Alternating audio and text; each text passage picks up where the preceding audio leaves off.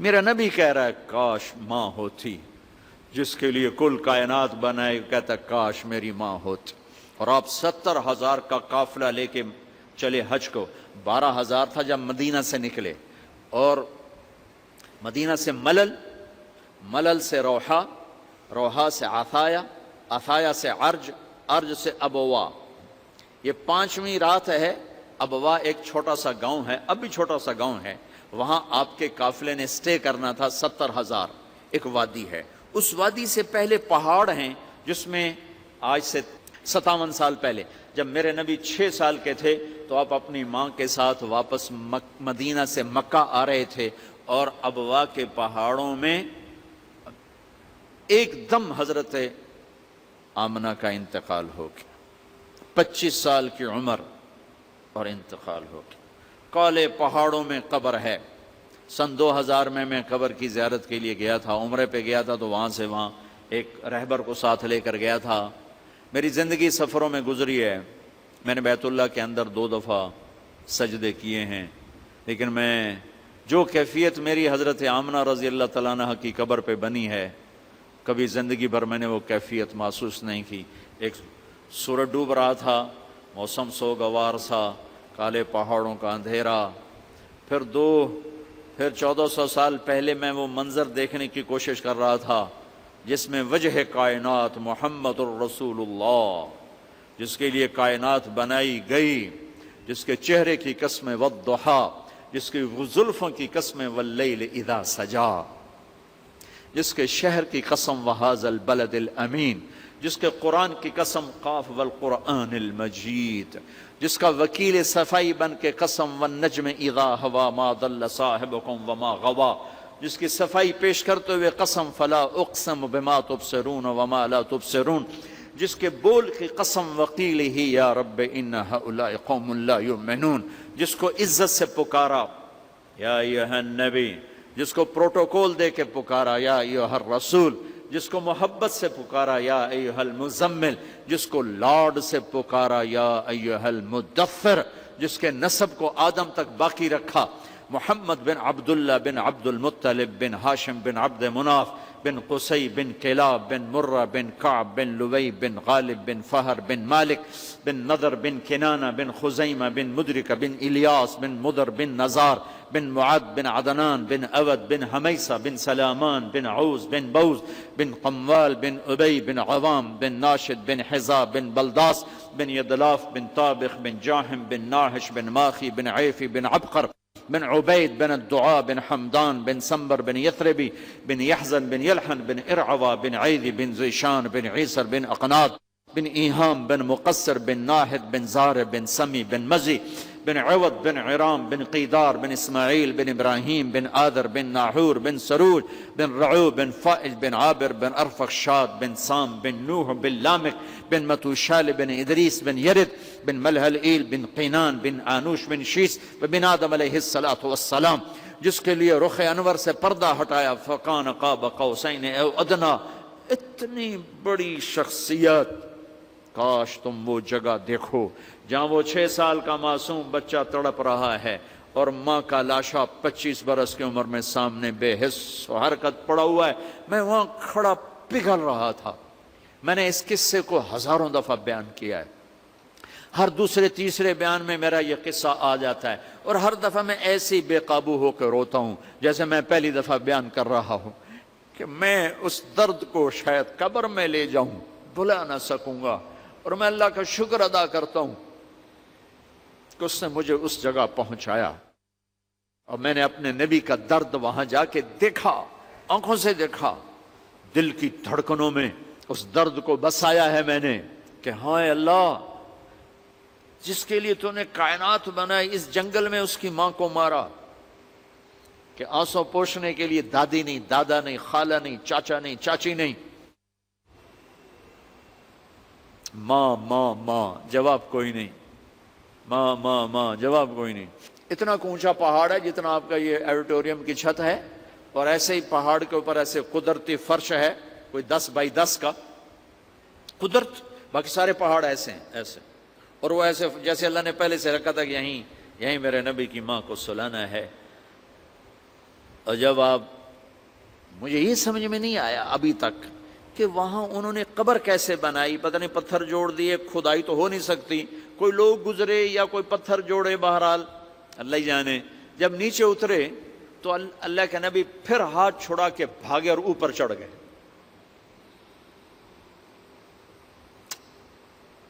کاش تم وہ جگہ جاؤ اور دیکھو کہ جس کے لیے کائنات بنائی اسے کتنے بڑے دکھ سے گزارا ہے۔ اب بھاگے، اوپر چڑھ گئے، پیچھے ام ایمن بھاگی، اوپر کیا دیکھا، کیا ماں کی قبر پر یوں لیٹے ہوئے تھے اور پتھروں کو سینے سے لگایا ہوا تھا۔ قریب آئیں تو سنا آپ کہہ رہے تھے، ماں جی آپ کو تو خبر تھی آپ کے سوا میرا کوئی نہ تھا، پھر آپ مجھے چھوڑ کے کیوں چلی گئے؟ آپ مجھے چھوڑ کے کہاں چلی گئی؟ اے مینا کے پہاڑ بھی پگھل رہے تھے، آسمان تک شور مچ گیا ہوگا، اس درد بھری فریاد نے تو پتھروں کو پگھلا دیا۔ ماں جی آپ کو تو خبر تھی آپ کے سوا کوئی نہ تھا، کہاں چھوڑ کے چلی گئی ہو؟ ام ایمن نے کہا بیٹا اٹھو، کہا نہیں میں نہیں اٹھتا، میں نہیں اٹھتا۔ انہیں ایسے کھینچا، کھینچ کے نیچے لائیں، مکے تک روتے روتے روتے روتے۔ تو میرا یہ رشتوں کی قدر میرا قرآن بتاتا ہے، میڈیکل سائنس نہیں بنا، اناٹومی تمہیں انسان نہیں بنائے گی، ڈاکٹر بنائے گی، قرآن تمہیں انسان بنائے گا۔ ہائیجن فزیالوجی تمہیں انسان نہیں بنائے گی، تمہیں ڈاکٹر بنائے گی، قرآن تمہیں انسان بنائے گا۔ آرتھوپیڈک تمہیں انسان نہیں بنائے گی، تمہیں ڈاکٹر بنائے گی، قرآن تمہیں انسان بنائے گا۔ میڈیسن تمہیں انسان نہیں بنائے گی، تمہیں ڈاکٹر بنائے گی، قرآن تمہیں انسان بنائے گا۔ پیتھالوجی تمہیں ڈاکٹر بنائے گی، انسان نہیں بنائے گی، انسان تمہیں قرآن بنائے گا۔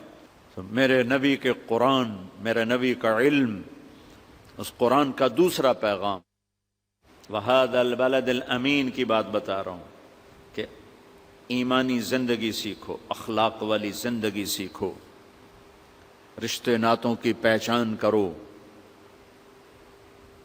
جتنی بڑی جنت آپ بنا سکتے ہو، بہت کم کوئی آدمی اتنی بڑی جنت بنا سکتا ہے۔ دکھی کی،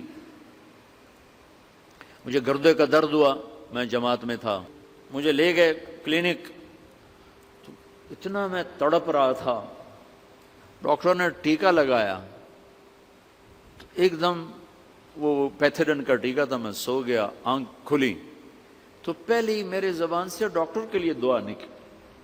یہ جو دعا ہوتی ہے یہ سیدھی جاتی، دعائیں کروائی نہیں جاتی، دعائیں لی جاتی۔ اگر آپ مریضوں کے ہمدرد بن جاؤ، مجھے رب ذوالجلال کی قسم جو سن رہا ہے، آپ کی 7 پشتوں کو اللہ ضائع نہیں کرے گا، چونکہ جب مریض ہاتھ اٹھا کے دعا کرے گا نا تو تمہارا چھوڑا ہوا پیسہ تمہارے اتنا کام نہیں آئے گا جتنا یہ مریضوں کی دعائیں تمہاری اولاد کے کام آئیں گی۔ وہ جو اندر سے دعا نکلتی ہے دکھی کی، وہ تو عرش کو ہلا دیتی۔ 1990 میں حج میں تھا تو میں 2 عورتیں ملی، بوڑھی بوڑھی، کہہ لیں کہ پترا کھڑی گئی ہیں سانو راہ تلا۔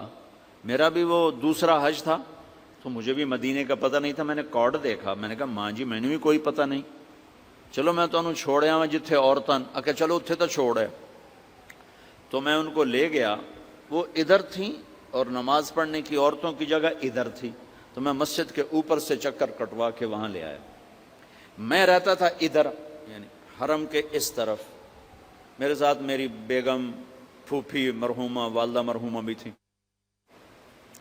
عشاء پڑھ کے میں ان کو لے کے نکلا، ایک وہاں مدینہ کے ایک دوست نے اپنا گھر مجھے دیا ہوا تھا، تو جب میں گھر کے قریب پہنچا وہ دونوں بڈھی مائیں پھر میرے گھر کے قریب فٹ پاتھ پہ بیٹھی۔ میں نے کہا اماں جی ادھی کدے آ گیا کہ پتر مڑ کھڑی گئی ہیں۔ میں کہا اچھا آ جاؤ، میں نے ان کو ساتھ لیا، اپنے مکان پہ لے گیا، میں نے اپنی بیگم سے کہا ان کو کھانا کھلاؤ۔ وہ کارڈ لے کر میں نے اپنے دوست کو فون کیا جس کے گھر میں ٹھہرا تھا کہ اپنی گاڑی بھیجو، اس نے گاڑی بھیجی، میں کارڈ میں اس کے دفتر گیا، اس کو دفتر سے اٹھایا، میں نے کہا چلو یہ ایڈریس تلاش کریں. ہمیں کوئی پونا گھنٹہ لگا، ہم نے وہ جگہ تلاش کر لی. جگہ تلاش کر کے میں واپس آیا. دونوں مائیں 70+ تھیں، وہ روٹی چھوٹی کھا کے سوئی پڑی تھیں. میں نے کہا اماں جی اٹھو، تہاڈا گھر ویکھ آیا، تانوں چھڈ آواں. تو ایک نے کہا وے پترا تینوں اللہ اپنے سونے دیاں زیارتاں کرائی رکھے. تو میں نے اپنی بیوی سے کہا کہ یہ دعا قبول ہو گئی ہے، کہ یہ وہ دعا ہے جو سیدھی جایا کرتی ہے. 1990 سے آج تک صرف 94 کا ناغہ ہے کہ میں انگلینڈ چلا گیا جماعت میں اور میرا حج رہ گیا، ورنہ 90 سے اب تک کسی سال کا ناغہ نہیں. ہر سال مصروفیت کے باوجود اللہ کہاں سے کھینچ کے اٹھا کے لے جاتا ہے؟ وہ ماں کی، اس بڈھیا کی دعا ہے. میں طواف کر رہا تھا تو میری نظر پڑی، میرا ایک دوست وہ وہ مقام ابراہیم کے پاس نفل پڑھ کے دعا مانگ رہا تھا. میں کھڑا ہو گیا کہ اگر میں آگے نکل گیا تو پھر یہ بھی اٹھ جائے گا اور میں بھی نکل جاؤں گا، ملاقات نہیں ہو سکے گی. میں طواف میں ہی کھڑا ہو گیا. وہ ایسے دعا مانگتے اس کی یوں نظر پڑی تو اس نے دعا چھوڑی اور بھاگا میرے پاس آ کے ملا. کہنے لگا تمہیں خبر ہے میں کیا دعا کر رہا تھا؟ میں نے کہا نہیں. کہ میں کہہ رہا تھا یا اللہ وہ اماں کی دعا مولوی طارق جمیل کو لگی ہوئی ہے، وہ حج پہ ضرور آیا ہوگا، ہے کہاں مجھے ملا دے. کہا میں یہ دعا کر رہا تھا تیرے اوپر اللہ نظر پڑا. تو اللہ کی قسم جو دعائیں آپ لے سکتے ہیں ہم نہیں لے سکتے. آپ اپنی جائز محنت لیں، آپ کو حق حاصل ہے. تاجر نہ بنیں. تو پھر جو دعائیں آپ کو ملیں گی، آپ کی 7 پشتیں اس کا خزانہ سمیٹیں تو نہیں سمیٹ سکتے. یہ قرآن کا دوسرا حصہ ہے کہ لوگوں کے حقوق، جس کو حقوق العباد کہتے ہیں. ایک حقوق اللہ ہے تھوڑے سے، نماز، روزہ، حج، زکوٰۃ. حقوق اللہ ختم ہو گئے. حقوق العباد بارش کی قطر ماں کے لیے الگ ہے، باپ کے لیے الگ ہے، بیوی کے لیے الگ ہے، بچوں کے لیے الگ ہے، بھائی کے لیے الگ ہے، بہنوں کے لیے الگ ہے. پھر ہمارے معاشرے میں جوائنٹ فیملی سسٹم بہت بڑی نعمت ہے اگر شریعت کا پتہ ہو، اور بہت بڑا عذاب ہے اگر شریعت کا پتہ نہ ہو. اور میرا درد یہ ہے کہ میرے معاشرے کو گھر کی زندگی کا دین نہیں آتا. انتہائی امبیلنس معاشرہ ہے. ماں باپ کی وجہ سے بیوی پہ زیادتی نہ کرنا، بیوی کی وجہ سے ماں باپ پہ زیادتی نہ کرنا. ہمارے معاشرے میں چاہے ڈاکٹر کا سسرال ہو اور چاہے مولوی کا سسرال ہو، سسرال بے رحم ہے، سسرال ظالم ہے.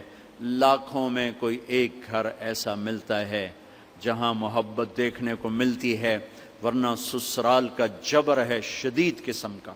اور آنے والی لڑکی اپنی ساس، اپنا سسر، اپنی نندیں، اپنے دیور سب کی نوکر بن کے آتی ہے. تو اس نے بچے کب پالنے ہیں؟ اس نے بچوں کی تربیت کب کرنی ہے؟